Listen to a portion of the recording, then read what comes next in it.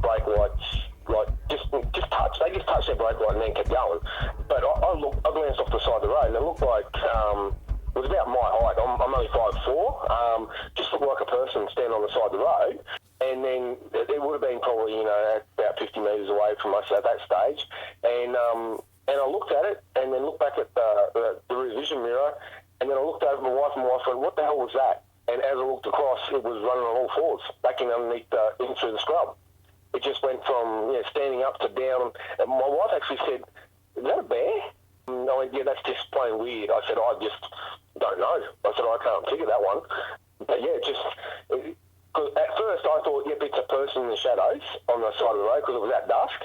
But then he just dropped to all fours and took off to the left out back out into the paddock. And I went, I wonder if they had any reports of, Yowies or anything up this way. And, we actually, that's when I said to Corinne, I said, you won't believe this, but in 2001, a person in Laidley actually said they saw one as well. And she went, are you kidding me? I went, nah. So I said, that's got to be, that was our only explanation because I couldn't put down, because, I go hunting regularly and all that kind of stuff. That wasn't a Wallaroo. It's nothing I'd seen before. The first thing you notice is this car in front of you just touches the brakes. Yeah, like like a ruse on the side of the road or something. You see something and you just touch the brakes and then it's all right. Whereas I actually slowed right down. Where I think they might have just caught something in the corner there. I just touched the brakes and went right and kept going. That's kind of what set me off. Was the car in front of it actually touched the brakes, and immediately I was looking for the roo on the left-hand side of the road. But yeah, there was no roo.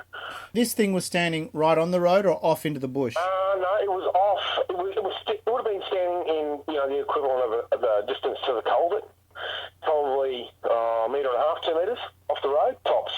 Facing the road or facing somewhere else? No, facing straight back up the road after cars coming down. And you got relatively close to it? Mate, look, before it took off, it probably about 15 metres away. Yeah.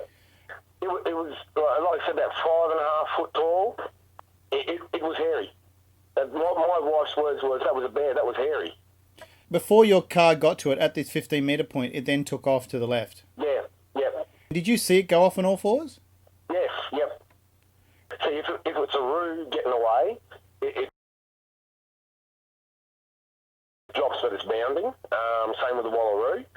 As I said, like I've hunted here, I've hunted out Texas, Stanthorpe, you name it, and a wild pig doesn't stand on its hind legs and drop. It was just something I've never seen before, ever. Did you get a sense of what colour this thing was? Was it a light colour or a dark colour? Oh no, it was dark. It was dark. Well, I thought grey-black. Is that what you thought, Peter? Yeah, she thought it was black, yeah. Sort of short hair like a dog or long hair like a goat? Oh, no, long hair. If I had to guess, allow for the side of the road, levelling off a little bit, I'd have to say about 5'6". What do you think this thing weighed? Probably around the 80 to 90 kilo.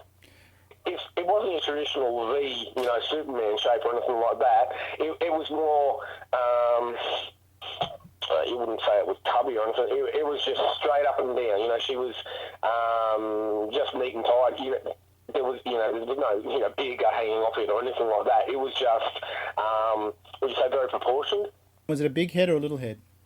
I'd say it was just a normal size head in comparison to to us, just a normal size head. Yeah, it didn't go in a great hurry. It dropped